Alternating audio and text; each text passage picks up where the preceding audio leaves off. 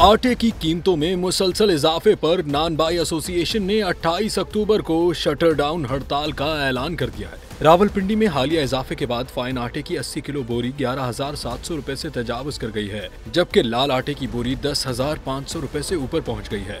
आटे की कीमतों में इस होशरुबा इजाफे के बाद नान की कीमत 30 रुपए से बढ़ाकर 35 रुपए और रोगनी नान 50 रुपए से बढ़ाकर 60 रुपए कर दी गई है। नान बाई एसोसिएशन के नुमाइंदों का कहना है कि उन्हें महंगे दामों आटा खरीद कर कम कीमत में रोटी फरोख्त करने पर मजबूर किया जा रहा है, जबकि हुकूमत आटा माफिया के खिलाफ कोई मौसर इकदाम नहीं कर रही। उनका कहना है कि महंगाई के इस तूफान में तंदूर चलाना मुश्किल हो गया है।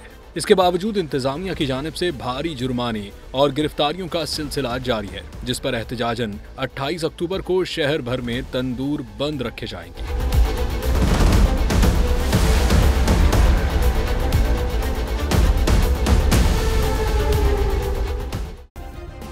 सब्सक्राइब करें और बेल दबाएं ताकि कोई खबर रह न जाए।